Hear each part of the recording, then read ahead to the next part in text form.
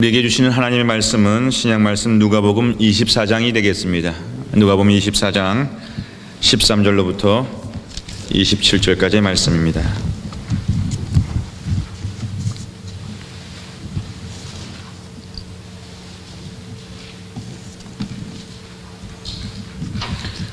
누가복음 24장 13절로부터 27절까지의 말씀, 우리도 함께 하나님의 말씀을 함께 받들어 읽겠습니다. 그날에 저희 중 둘이 예루살렘에서 25里되는 엠마오라 하는 촌으로 가면서 이 모든 된 일을 서로 이야기하더라. 저희가 서로 이야기하며 문의할 때에 예수께서 가까이 이르러 저희와 동행하시나 저희의 눈이 가려워져서 그인 줄 알아보지 못하거늘 예수께서 이르시되 너희가 길 가면서 서로 주고받고 하는 이야기가 무엇이냐 하시니 두 사람이 슬픈 빛을 띠고 머물러 서더라. 그 한 사람이 글로 봐라 하는 자가 대답하여 가로되 당신이 예루살렘에 우거하면서 그일 거기서 된 일을 흘러 알지 못하느뇨? 가라사대 무슨 일이뇨? 가로되 나사렛 예수의 일이니 그는 하나님과 모든 백성 앞에서 말과 일에 능하신 선지자 예언을 우리 대제사장들과 관원들이 사형 판결에 넘겨주어 십자가에 못 박았느니라. 우리는 이 사람이 이스라엘을 구속할 자라고 바랐노라. 이뿐 아니라 이 일이 된 지가 사흘째요. 또한 우리 중에 어떤 여자들이 우리로 놀라게 하였으니 이는 저희가 새벽에 무덤에 갔다가 그의 시체는 보지 못하고 와서 그가 살으셨다 하는 천사들의 나타남을 보았다 함이라. 또 우리와 함께 한 자 중에 두어 사람이 무덤에 가 과연 여자들의 말한 바와 같음을 보았으나 예수는 보지 못하였느니라 하거늘 가라사대 미련하고 선지자들의 말한 모든 것을 마음에 더디 믿는 자들이여, 그리스도가 이런 고난을 받고 자기의 영광에 들어가야 할 것이 아니냐 하시고 이에 모세와 및 모든 선지자의 글로 시작하여 모든 성경에 쓴 바 자기에 관한 것을 자세히 설명하시니라. 아멘. 할렐루야. 우리 다 함께 일어나셔서요, 또 한 주간 동안 오랜만에 만난 가족들하고 이렇게 인사를 나누시겠는데요, 이렇게 한번 우리가 말씀을 기대하면서 인사를 나누시겠습니다. 우리와 동행하십니다. 예, 일어나셔서 다 골고루 인사 나누시지요. 예, 우리와 동행하십니다. 우리와 동행하십니다. 예, 우리 이지혁 집사님도 좀 적극적으로 좀 인사 좀 하세요. 적극적으로, 소극적으로 인사하지 말고 우리 이지혁 집사님 적극적으로 좀, 예, 우리와 함께 하십니다. 예, 우리와 동행하십니다. 예, 예, 예. 아니, 어머니는 저렇게 적극적으로 인사하는데 아들은 왜 이렇게 적극적으로 인사를 안 하는데? 예? 어머니는 이렇게 적극적으로 인사를 하시는데, 예? 한 주간에 만난 우리 가족들이 얼마나 귀하고 감사한지 몰라요. 얼마나 귀하고 감사한지 모릅니다. 오늘도 우리가 나눴던 인사의 내용처럼 우리와 동행하십니다. 우리와 함께 하십니다. 누가요? 예, 부활하신 주님, 부활하신 주님이 오늘도 우리와 함께 하신다라고 한 것을 만나고 돌아갈 수 있기를 주님의 이름으로 축복합니다. 세상에 이런 아이러니가 어디 있습니까? 이런 아이러니가 없어요, 세상에. 한번 도대체 우리 목사님 무슨 아이러니를 얘기하는지 한번 들어보시기를 바랍니다. 이런 아이러니가 없어요. 지금 엠마오로 내려가는 두 사람은 제자입니다. 제자. 여러분, 제자가 어떤 사람인지 아시죠? 스승 밑에서 배우는 사람. 스승의 지식도, 스승의 인격도, 스승의 삶과 그 모든 것을 배우고자 하는 사람들을 제자라고 하지요. 오늘 이들을 놓고 예수의 제자라고 한다는 것은 예수를 배우려고 힘썼던 사람, 예수의 가르침과 예수의 삶과 예수의 그 모든 것을 배워가려고 했던 그 사람들이 바로 이 제자들이었다는 말씀이지요. 그리고 오늘 이 제자들이요, 지금 엠마오로 내려가고 있었는데 엠마오로 내려가는 그 노정 속에서도 이 두 사람이 나눴던 내용이 성경에 비춰보니까 온통 예수님에 관한 얘기였어요. 예수 제자에다가 지금 가고 있는 길에도 하는 얘기는 온통 관심은 예수에 관한 이야기였다는 말씀입니다. 바로 그 제자들, 예수에 관한 가득한 얘기를 하고 있었던 그 타임에 부활하신 주님이 이들을 찾아갔었을 때, 근데 여러분, 이게 웬일입니까? 예수님께서 그들을 찾아 대화를 할 때 오히려 이 두 제자가요, 예수님을 향해서 당신은 예루살렘에서 지금 무슨 일이 있는지 그것도 몰라요? 예루살렘 사람들 모두가 다 아는데 당신 한 사람만 모르는 것 같다라고 하면서 예수님을 두고 예수의 제자가 예수에 관한 많은 이야기를 하면서 예수를 모르느냐고 핀잔을 주는 거예요. 이런 아이러니가 어디 있습니까? 여러분, 이 두 제자는요, 예수님에 대해서 정말 많은 것을 알고 있었습니다. 예수님에 대한 많은 지식도 있었고 예수님에 대한 누구도 알 수 없는 고급 정보도 가지고 있었습니다. 한번 들어보실랍니까?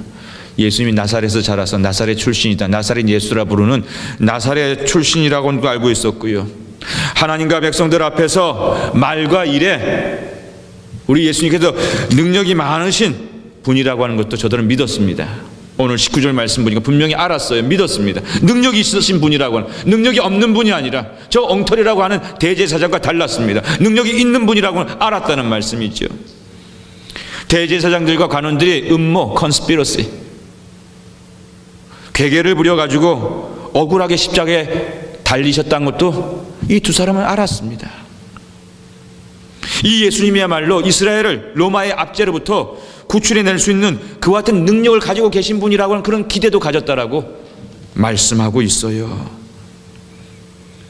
이렇게 십자가에 달리신 지 사흘째 되는 오늘이라고 한다면 바로 부활절 아침입니다. 그 새벽에 무덤을 다녀온 여인들을 통해서 무덤에 예수님이 계시지 않다라고 하는 그런 소식도 들었고요, 그리고 그 무덤에서 천사들이 말하는 걸 들었다라고 하는 그런 얘기까지도 다 알 수 있었던, 그 정보에 접근할 수 있었던 그와 같은, 오늘 방금 전에 있었던 오전의 근황까지도 다 알 수 있는 가운데 예루살렘 떠나서 내려가는 사람들이 바로 이 두 제자들이었다는 말씀이지요.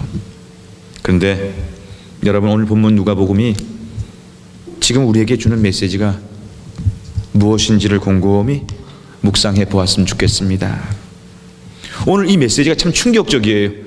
아이러니컬할 뿐만 아니라 정말 너무 이런 일이 일어날 수 있을까? 설마가 일어나네요. 오늘 성경에 일어났다면 우리 삶에도 일어날 수 있다는 그런 얘기가 되겠지요. 설마가 사람 잡는다고, 설마가 사람을 잡았습니다. 그 충격적인 내용은 그렇게 많이 알고 있었음에도 불구하고, 예수에 대해서 누구보다도 많이 알고 있었음에도 불구하고 정작 이 두 제자들이 지금 곁에서 함께 걸어가고 계시는, 동행하시는 예수님을 알아보지 못하더라는 거예요. 많이 알면 뭐합니까? 알아보지 못했는데 많이 알면 그게 뭐합니까? 저들의 관심이 지금 온통 예수님에게 있었음에도 불구하고 어떻게 예수님을 못 알아볼 수 있었습니까? 어떻게 못 알아보는 거예요? 지금 믿음에 계시지 않았을 뿐만 아니라 천사들이 전한 메시지까지도 다 들었음에도 불구하고 말입니다. 여기서 우리는 두 가지를 생각해 보아야 됩니다. 오늘 누가복음이 우리에게 무엇을 들으라고 하는지 이 두 가지 메시지를 통해서 우리가 다시 한번 묵상을 해볼 수 있어야 되겠습니다. 교훈을 깨달을 수, 레슨을 얻을 수 있어야 되겠습니다. 먼저 가장 첫 번째로 중요한 결론은요, 이렇게 많이 알고 있는 제자들도 부활하신 주님을 못 알아보았구나, 못 알아볼 수 있는 것이구나 라고 하는 말씀이지요. 함께 걸어갔지만 부활한 주님과 함께 걷지 못했습니다. 걷는 것이 중요한 것이 아니라 함께 걸어가는 것이 중요한데 함께 걸었지만 함께 걷질 못했습니다. 예수님과 동행했는데도 예수님을 알아보지 못했던 거예요. 그렇게 많이 안다고 하면서 그렇게 많은 얘기를 하고 많은 대화를 하고 있었음에도 불구하고 말이에요, 이런 아이러니가 어디 있습니까? 실제 일어났어요. 그리고 우리는 깨달아야 됩니다. 아, 이렇게 아는 것은 소용없는 것이구나. 이렇게 믿는 것이 참 무의미하고 무기력할 수 있는 것이구나 라고 하는 것을 우리는 알아야 됩니다. 믿자 알자도 중요하지만 이렇게 아는 것은 소용이 없는 거예요. 이렇게 믿는 것은 힘이 없는 거예요. 여러분, 이런 상상을 해보십시다요. 이렇게 걷다가 헤어졌다면은 나중에 그분이 예수님, 내 옆에 있었던 분이 예수님이시라는 걸 알았다고 그거만큼 원통하고 억울한 일이 어디 있습니까? 그분이 예수님이셨어? 그때 그 사람이 내가 당신이 얘기한 그 사람이야? 같은 이치 아니겠어요? 오늘 본문 메시지가 주는 두 번째 결론이 있습니다. 이렇게 알아보지 못하는 동행, 이렇게 원통할 수 있고 속상할 수 있었던 동행이 2000년 전에 엠마오 가는 길 딱 한 번만 있었는가라고 하는 물음이에요. 지금 우리 가운데는요, 예수님과 함께, 부활하신 주님과 함께 걸어간다고 하면서 부활하신 주님이 약속 하나 하셨죠. 세상 끝날까지 내가 너희와 함께 있으리라. 그 약속을 우리가 아멘을 분명히 예배 때마다 아멘 하면서 믿었는데도 실제적으로 삶의 자리에서 왜 그 동행을 느끼지 못하는가라고 하는 것에 대해서 오늘 우리는 이 말씀을 통해서 기억해 볼 수 있어야 되겠습니다. 누가복음을 통해서요, 부활하신 주님께서는요, 오늘 이 글로벌하고는 이 제자를 다시 찾지 않으셨고요, 오늘 씨 뿌리는 교회에 나와서 부활절 다음 주 두 번째 주일을 맞이하는 저와 여러분을 찾아오셔서 오늘 이 엠마오의 제자들을 찾듯이 물어보실 거예요. 이렇게 물어보실 게, 너는 나를 알아보았느냐? 너는 나를 알아보느냐? 한번 우리 서로에게 이렇게 물어볼 수 있었으면 좋겠습니다. 좌우에 계신 분들과 한번 이렇게 물어보시죠. 혼자 오셨습니까? 같이 오셨습니까? 네. 혼자 오신 분 손 들어보세요. 같이 오신 분 손 들어보세요. 제가 뭘 물어보는지 아시지요? 부부가 한 차 타고 같이 오지요. 제가 그걸 묻질 않아요. 나는 오늘 혼자 왔을까? 나는 오늘 같이 왔을까? 부활하신 주님이 분명히 약속해 주셨잖아요. 세상 끝날까지 너와 함께 하리라. 이 동행을 갖다 우리가 그 약속을 받았다고 믿는다면은 오늘도 우리가 결코 혼자 올 수 없는 길이 이 예배의 자리로 오는 것인데, 사실 그렇지 못하게 난 참 외로워. 목사님, 나 너무 외로워요. 집사님, 나 너무 외로워. 우리가 이 외로움을 느끼는 것이, 인간이 외로운 존재니까 외로움 느낄 때가 있지요. 그러나 이것이 곁에 있다 하지만 그 곁에 있는 주님을 느끼지 못하는 그 여정 속에서 오는 외로움이라고 한다면, 오늘 저와 여러분이 이 말씀을 믿고 부활의 주님과 함께 이 모둠을 확 물리칠 수 있는 큰 은혜가 임하시기를 주님의 이름으로 축복합니다. 좌우에 계신 분들하고 또 한번 이렇게 확신해, 난 외롭지 않습니다 선포하세요. 외롭지 않습니다. 예, 외롭지 않아요. 주님이 함께 하시니까 우리는 외로울 짬이 없습니다. 혼자 오셨습니까? 같이 오셨습니까? 제가 묻는 것은요, 여러분 오늘 이 말씀을 보니까 동행이라고 하는 것이 물리적으로 가까이 걸어간다, 걸어가지 않는다가 이 동행의 의미가 아닌 것일 수 있겠구나라고 하는 거. 동행이 물리적인 그 거리를 가지고 동행을 판단할 수 없는 것이구나 라고 하는 것을 깨닫게 하는 거예요. 한 지붕에서도 살아가면서도요, 마음이 맞지가 않으면 그 한 지붕의 거리라고 해야 얼마나 가깝습니까? 그럼에도 불구하고 그 마음이 그렇게 먼 관계로 살아가는 이야기들을 우리가 얼마나 많이 듣습니까? 목사에게 욕심이 있습니다. 그리고 저와 여러분 같은 동일한 기도의 제목이 있었으면 좋겠습니다. 우리 씨 뿌리는 교회 울타리라고 해봐야 여기서 한 줌의 거리입니다. 다 보이고 다 가까워요. 그러나 우리의 사랑하는 마음이요, 우리의 사랑하는 거리가 주님과 함께 달려가자는 이 마음들이 겉에 붙어 있지만은 저 멀리 우주 바깥에 있는, 저 태평양 멀리 있는 그런 마음이 아니라 정말로 만나면 반갑고, 그리고 그 아픔에 같이 울어줄 수 있고 그 기쁨에 같이 기뻐해 줄 수 있는, 오늘 우리 최 집사님의 간절한 기도, 여종의 주님 앞에서 우리 온 교우들을 대표해서 간절한 이 눈물의 기도, 사랑하는 우리 정광훈 집사님의 치유를 위해서, 기적을 위해서 여종이 우리의 마음을 담아서 했던 이 기도 역시도 최종의 집사님의 기도가 아니라 우리 모두의 마음을 담은 우리의 동일한 기도임이 우리에게 고백되어지기를 주님의 이름으로 축복합니다. 외롭지 않습니다. 외롭게 살지 마시자고요. 오늘 보니까는 옆에 있어도 옆에 없는 걸음이 있고요, 옆에 없어도 옆에 있는 것보다 더한 걸음이 있는 것이 동행이구나라고 하는 것을 깨닫게 하는 거예요. 이민 여정이 참 척박할 때가 많습니다. 쉘로우해요. 많이 만나고 많이 만나는 것 같아도 헤어지면 나 그 사람 잘 몰라. 이렇게 쉘로한 많은 만남, 그 만남이 아니라 씨 뿌리는 교회를 통해서 만나는 우리의 믿음의 여정은 정말 진지하고 정말 깊이 있고 정말 사랑할 수 있는 동행다운 동행, 그 동행을 위해서 우리가 함께 노력해 갈 수 있기를 주님의 이름으로 부탁드립니다. Out of sight, out of mind라는 말이 맞지요. 눈에 보이지 않으면 마음도 멀어지는 거예요. 근데 이 out of sight, 이 눈이라고 하는 것이 오늘 우리가 이 말씀, 엠마오의 말씀을 통해서 이 눈은 육신의 눈만을 의미하는 것이 아니라 영안이라고 하는 영혼의 눈, 우리의 영혼의 눈에서 out of sight일 때 우리가 정말 예수님을 out of mind 느낄 수 없게 되는 것이구나라고 하는 것, 그런 면에서 오늘도 저와 여러분이 이 눈을 가지고 이 귀를 가지고 하나님의 말씀을 깨달아 알 수 있기를 다시 한번 주님의 이름으로 축복합니다.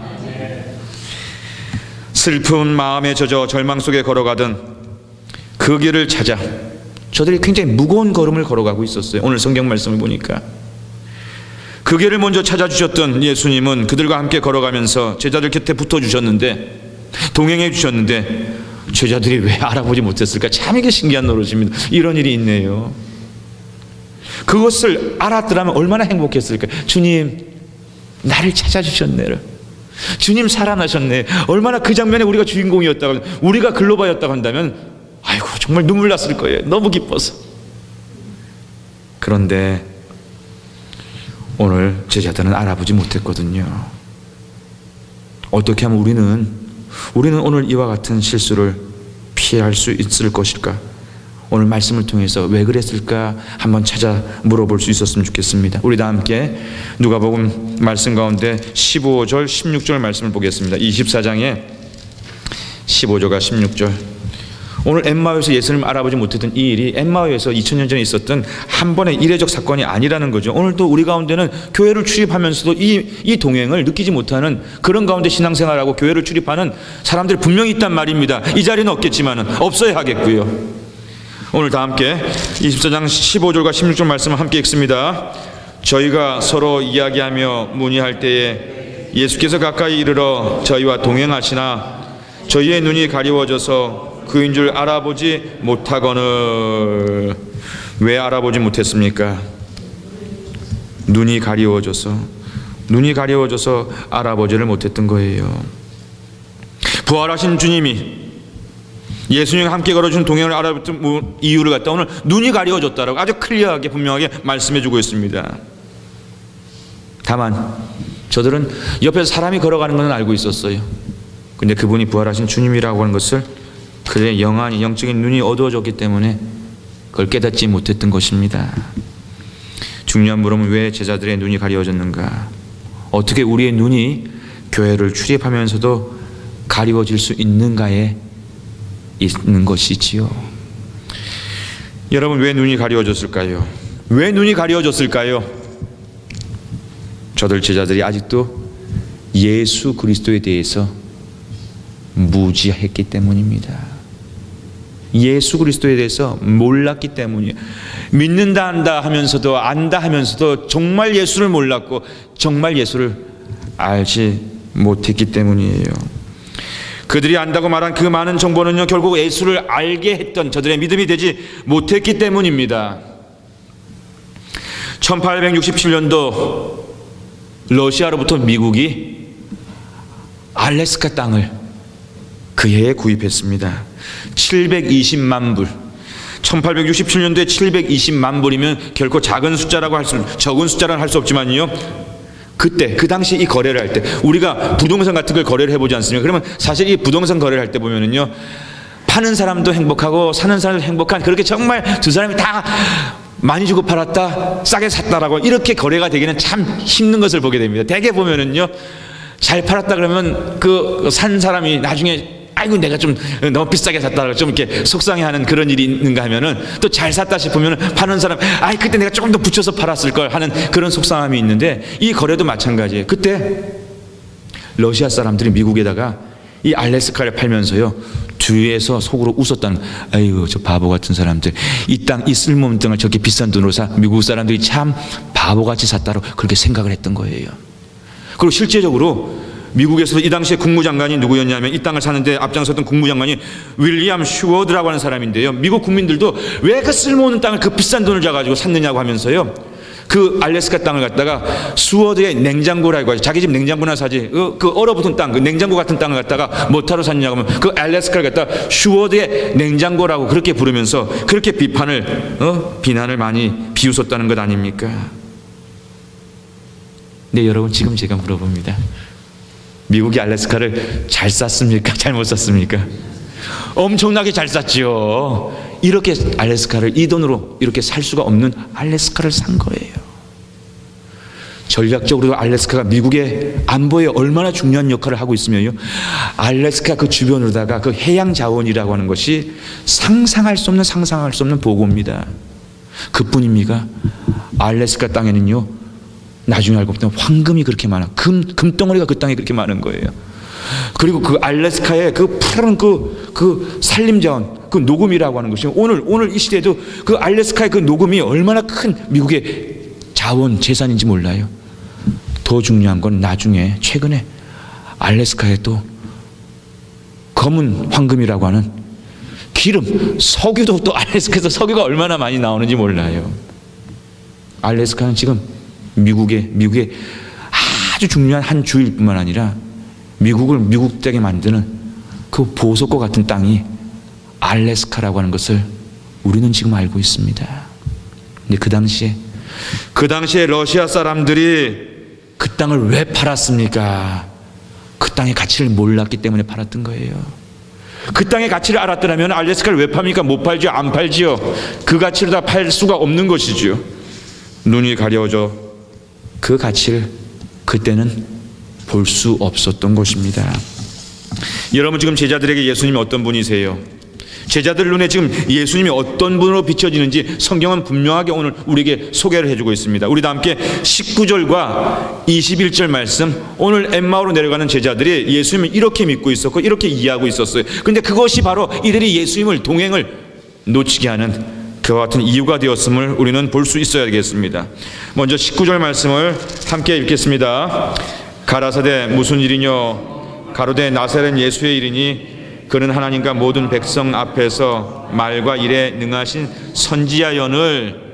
그 다음에 21절로 넘어갑니다. 또 한번 읽어요. 우리는 이 사람이 이스라엘을 구속할 자라고 바랐노라. 이뿐 아니라 이 일이 된 지가 사흘째요.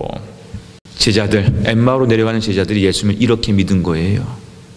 말과 일에 아주 능력이 많은 선지자, 우리 보통 사람들이 할 수 없는 특별한 초능력적인 그런 일까지도, 앉은 자를 일으키시고 눈먼 자를 보게 하는 그와 같은, 귀신을 쫓아내고 5,000명을 먹이시는 그와 같은 특별한 능력이 많은 선지자로 여겼고 생각하고 믿었다는 것입니다. 그리고 이 제자들은요, 그와 같은 능력으로 예수님께서 이스라엘을 로마의 압제로부터 구원해 주시기를 기대하고 그 기대를 가지고 저를 따라갔던 것이죠. 그런데 이게 웬 말입니까? 로마의 사형틀인 십자가에 못 박혀 돌아가시는 거예요.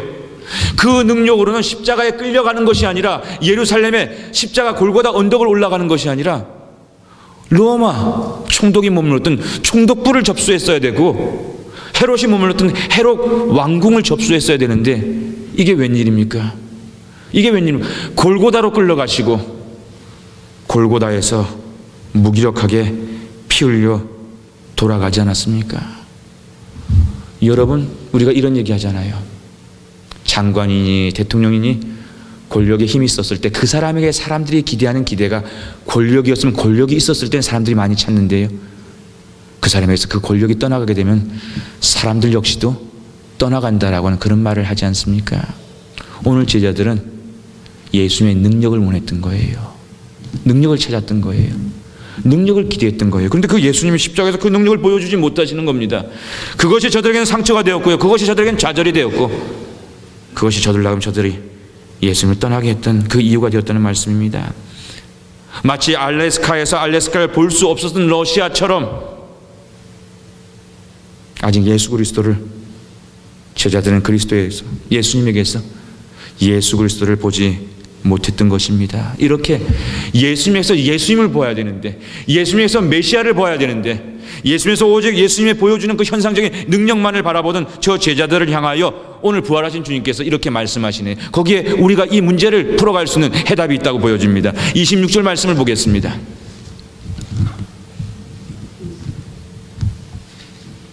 우리도 함께 26절을 같이 읽겠습니다. 그리스도가 이런 고난을 받고 자기의 영광에 들어가야 할 것이 아니냐 하시고, 능력을 원하고 영광을 원하는 저들 제자들에게 너는 고난이 영광보다 먼저라는 것을 보지 못하느냐라고 말씀하셨다는 겁니다. 저들이 지금 예수에게서 찾으려고 하는 능력, 메시아 예수의 영광이 무엇인가를 아직도 깨닫지 못했느냐라고 말씀을 하시더라는 것입니다. 같은 영광을 얘기하는데요, 그 영광이 틀린 거예요. 제자들은 지금 예수님이 예루살렘에 입성하면은요, 왕이 되셔서 군림하는 그 힘의 영광을 구했던 거예요. 근데 예수님이 말씀하시는 것은 성김의 영광이었습니다. 여러분, 오늘도 이 시대에요, 그 높은 군림의 자리가 영광이라고 하는 그런 이해하는 사람들이 있습니다. 그리고 오늘 우리 시대에요, 낮게 섬기는 그것이 영광된 자리라고 하는 것을 믿는 사람들이 있습니다. 오늘 많은 인류가요, 마더 테레사 수녀와 같은 분을 갖다 존중할 수 있었던 것은 그 섬김 속에 산된 힘이 있고 영광이 있다는 것을 믿는 우리의 마음들이 공감되어지기 때문에 아니겠어요? 영광은 두 길이라니까. 굴림도 영광이라고 여기는 사람이 있지만 섬김을 영광으로 바라보는 그런 또 믿음이 있기 때문입니다. 오늘 하늘의 영광을 구하는 사람이 있는가 하면 세상의 영광을 구하는 것이 있는 거예요. 그런데 오늘 예수님이 원했던 것은 세상의 영광이 아니라 하늘의 영광이었기 때문입니다. 예루살렘 왕궁이 아니라 그것은 베들레헴 구유였던 것입니다. 그런데 제자들은 아직도 예수님에게서 굴림을, 세상 영광을, 예루살렘 총독부를 기대했기에 그 총독부를 접수하지 못하는 예수를 통해서, 그 십자가에서 피 흘리면서 돌아가는 예수를 통해서 저들은 실망할 수밖에 없었고요, 저들이 기대하는 것이 그것이 아니었기 때문에, 그리고 다시 돌아오신 예수님을 알아볼 수가 없었습니다. 오늘 우리가 교회를 찾는 이유와 목적, 우리가 구하는 영광도 또한 무엇인가 한번 물어볼 수 있기를 원합니다. 여러분, 출애굽 역사를 보게 되면 그때 이스라엘은 정말로 많은 기적을 경험했습니다. 정말 오늘날 우리가 쉽게 경험할 수 없는 많은 은혜를 그 백성들은 체험했어요. 홍해가 갈라집니다. 구름 기둥과 불 기둥이 저들의 삶을 지켜갑니다. 저들의 여행을 보호합니다. 하늘에서 때가 되면 만나와 메추라가 내려지는 거예요. 오늘 우리가 만나 메추라기 그런 거 우리가 말씀을 통해서 보지 오늘 우리가 경험하기가 어려운 거예요. 그런데 이 백성이 그걸 경험한 것이, 이 은혜를 경험한 거, 이 기적을 경험했습니다. 모세는요, 이스라엘 역사에 유례가 없는 탁월한 리더였습니다. 탁월한 리더가 저들을 인도해 가고 있었어요. 리더십이 약하다 못하다 이런 게 아닙니다. 그리고 모세는요, 시내에서는 하나님의 율법을 받았고요, 그 당시에 모세는 하나님의 음성을 그대로 대언했던 파워풀한 설교자였어요.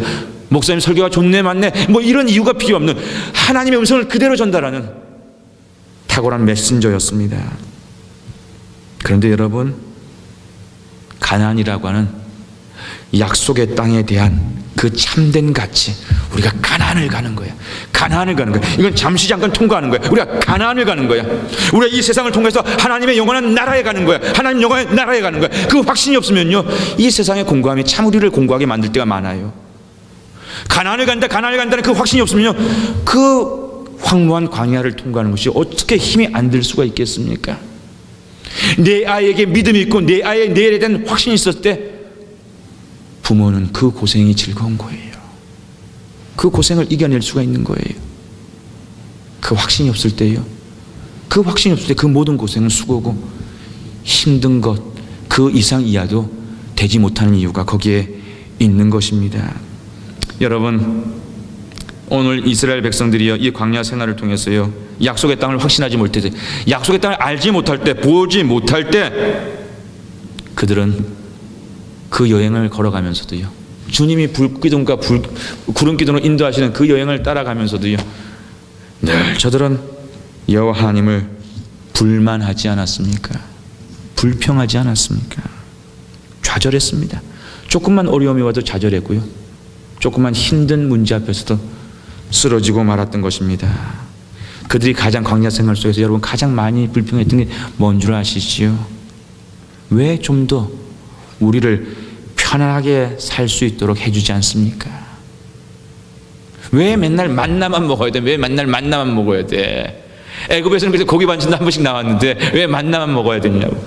왜 하나님이 그렇게 능력이 많으시다면 우리를 좀 더 편안하게 해줄 수 있는 그 능력으로 우리를 왜 도와주지 못하는가라고 하는 것이 광야길을 가고 있었던 저 백성들의 가장 큰 불만이었고 비판이 아니었습니까? 약속의 땅으로, 가나안을 가나안으로 보지 못할 때 여호와 함께하는 동행은요, 언제나 불편한 것이었고 언제나 아슬아슬한 불안한 것이었습니다.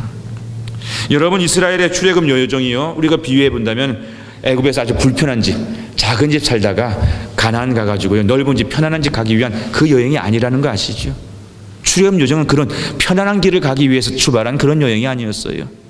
그 여행은 이 인생의 죄인된 인생에 아무런 의미도 목적도 가치도 없는 그 옛날 삶을 뒤로 하고 영원한 하늘의 소망을 가지고 새로운 삶의 가치로 나아갈 수 있는 순례와 훈련의 여정이 바로 출애굽 여행, 그 여정의 참된 의미가 아니겠습니까?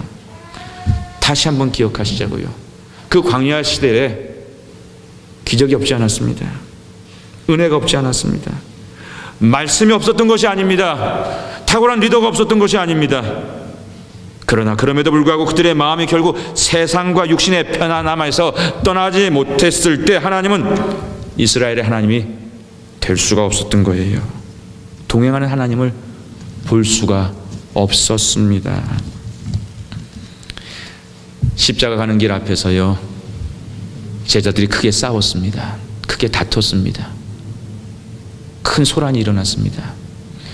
예루살렘 성으로다 종려주일날 입성하기 전에도요, 그 싸움이 일어났고, 또 마지막 목요일날 저녁에 십자가에 가는 길을 준비하는 그 밤에도 그 다툼이 일어났어요.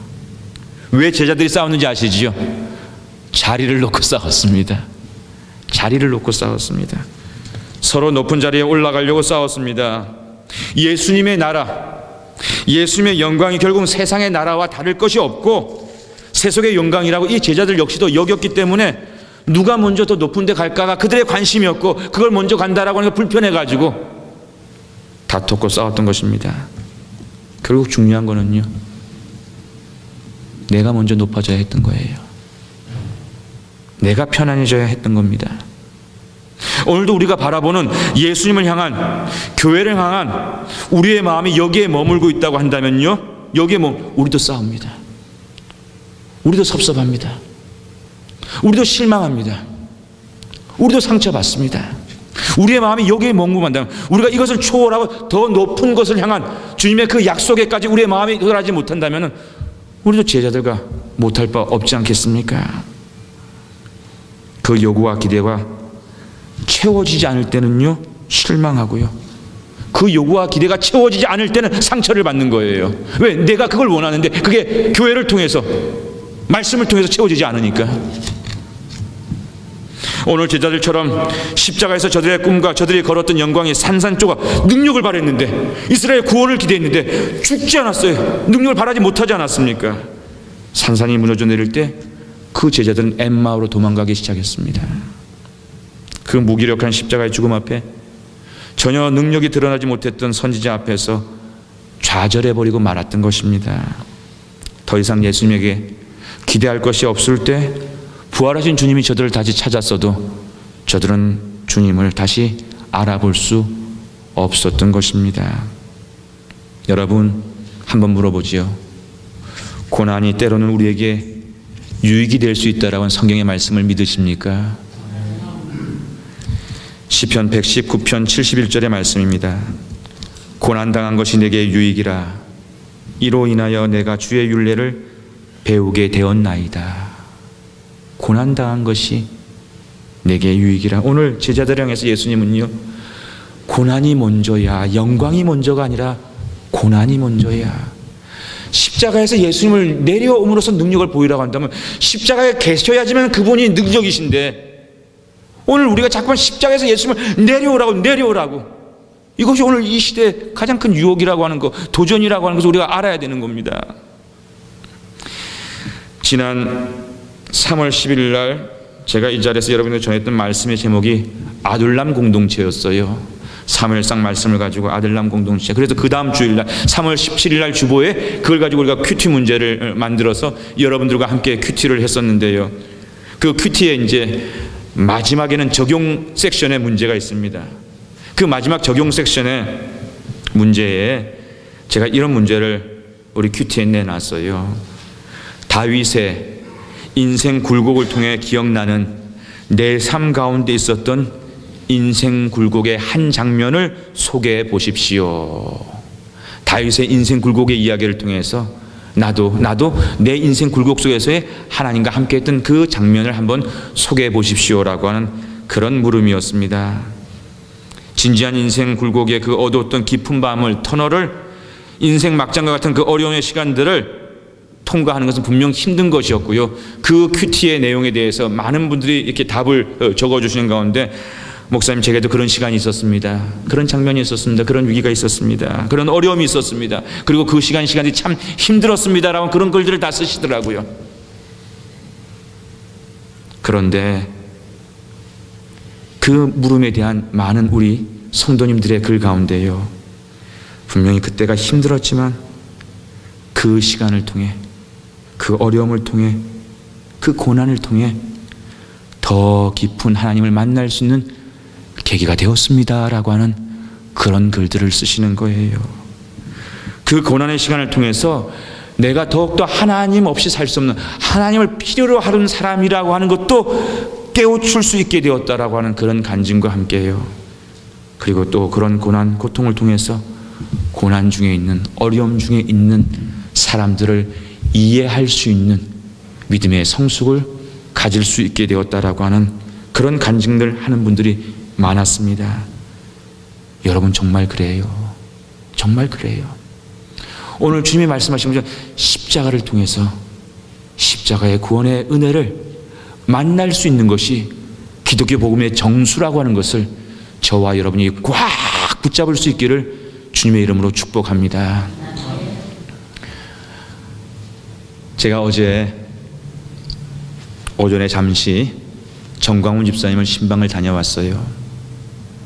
여러분, 지난 주일날 정광훈 집사님이 부활주일이라고 사실 외부 출입을 거의 하기에는 참으로 지금 기력이 많이 쇠장되어 있는 어려운 가운데서 하나님 앞에 나와 하나님께 올려드리기를 원하는, 특별히 부활의 주님을 만나서 부활의 주님께 집사님의 기도의 제목을 올려드리기를 원하는 그 간절한 한 가지 마음을 가지고, 우리 에스더의 설교 말씀 읽을 때 죽으면 죽으리다라고 설교를 들 땐 다 아멘 합니다. 근데 죽으면 죽으리라고 하는 그 헌신을 보여야 될 때는 그 헌신을 보이지 못하는 그런 교회들과 그런 성도들을 만날 때가 얼마나 많은지 몰라요. 우리가 흔한 얘기도 그런 얘기를 합니다. 죽으면 무슨 소용이 있다고, 죽으면 무슨 소용이 있다. 교회를 다니면서도 우리가 그런 생각을, 그런 얘기를 할 때가 있어요. 죽으면 무슨 소용이 없는 것이 아니라 무슨 소용이 왜 없습니까? 오늘 우리는 알아야 됩니다. 제가 어제 신방을 가가지고 집사님께 무슨 위로, 무슨 권면의 말씀을 드렸는지 아십니까?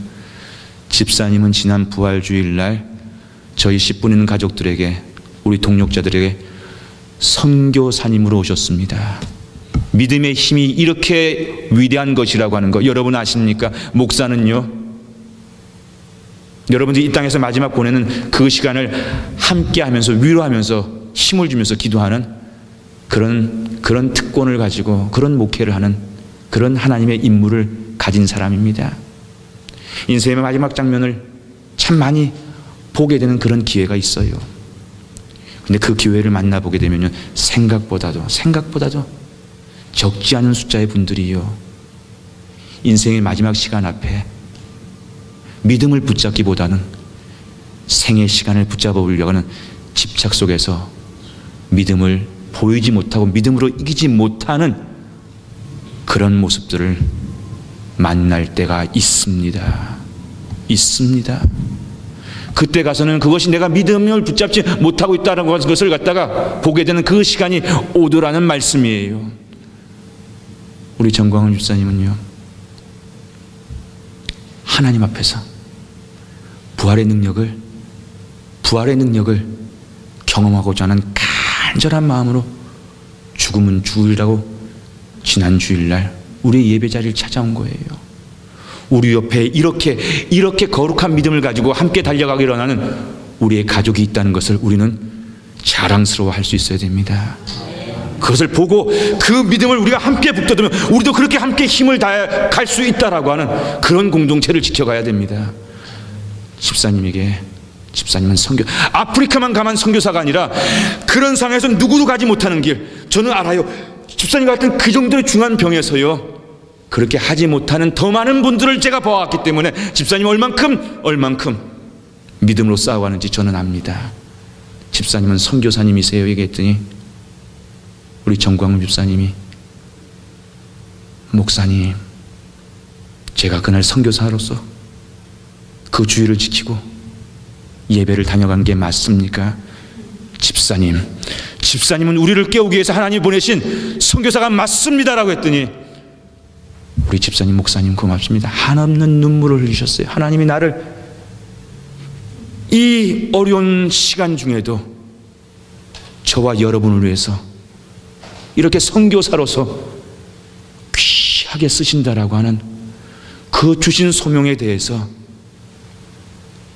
우셨습니다. 감사의 눈물을 흘리시더라고요. 저는 우리가 함께 겪는 정독자 집사님이 겪고 계시는, 정광훈 집사님 겪고 계시는 이 고난을 통해서요, 우리 모두는 반드시 십자가의 영광을 보게 될 것임을 믿으시기를 바랍니다. 이것이 부활하신 주님과 함께 걸어가는 길이에요. 함께 걸어가는 길이에요. 내가 원하는 그것을 채우기 위해서 쫓아가는 것은 오늘 엠마오에서 일어난 그 일과 똑같은 일, 걸어가지만 주님과 함께 걸어가는 길이 아니라 나 혼자 걸어가는 길이에요. 오늘 우리 곁에 함께 걸어주시는, 동행하시는 우리 부활하신 주님을 씨 뿌리는 성도들은 알아보지 못하는 자가 아니라 우리 주님이 내 곁에 걸어가신다라고 알아볼 수 있는, 영적으로 예민하고 영적으로 눈이 떠져 있는 그런 믿음 생활을 할 수 있기를 주님의 이름으로 축복합니다. 그리고 보이지 않는다면 아예 떼놓고 보이는 척 하지 마시고, 보이지 않으니까 내게도 보여주십시오. 그런 기도를 시작하십시오. 옆에 동행하는 주님을 볼 수 없으면서도 보는 것처럼 그렇게 걸어가는, 목사님 나는 안 보여요. 나는 안 보여요. 나는 아직 보이지가 않습니다. 나도 볼 수 있는 그런 신앙생활, 그런 믿음생활 할 수 있도록 나를 가르쳐 주십시오. 나를 도와주십시오. 그것이 동행으로 가는 정직한 길, 믿음의 길이 될 수 있기 때문이지요. 여러분, 평안한 길이 아니라 그 길은 용기로운 길이었어요. 진부한 길이 아니라 새로운 길이었어요. 오늘도 우리가 예배를 마치고 나면, 여러분 한 주간 나가면 우리는 이런 얘기를 하고 이런 얘기를 들을 때가 오히려 더 많습니다. 정직하면 손해봐. 정직하면 손해. 영악하게 살아야 돼. 영악하게. 이런 얘기를 듣고 이런 얘기를 들으면 우리는 고개를 끄덕끄덕합니다. 그래, 손해보지 말아야지. 그리고 우리는 이런 얘기를 하고 이런 얘기를 듣으면, 착하면 바보야. 요즘 세상은 착해서는 안 돼.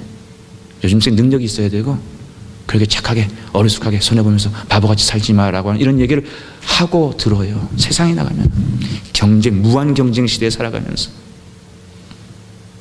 여러분, 그런데 만약에 저와 여러분이 믿는 하나님이 말씀을 통해서 우리에게 정직하게 살아라 라고, 그것이 하나님의 음성이라고 한다면 여러분, 우리 주님과 부활하신 주님과 동행한다고 하는 것은요, 그 정직을 지켜가기 위해서 손해보는 것이 주님과 동행하는 길이라고 하는 것을 믿을 수 있기를 원합니다. 여러분, 오늘 교회와 세상이 너무 다른 게 없는 것 같은 것이 우리 시대의 고민입니다. 세상에서 만나는 모습이나 교회에서 만나는 모습이 구분이 되지 않는다는 거예요. 구분이 되지 않는다는 거예요. 왜 구분이 돼? 이런 얘기 들으면 우리도 정직하면 손해본다 그러면 여기에 아멘을 하는 거예요. 정직하면 손해본다. 정직하지 말아야 돼. 영악해야 돼. 오늘 우리는 씨 뿌리는 교회가 처음 부활절을 맞이했고요.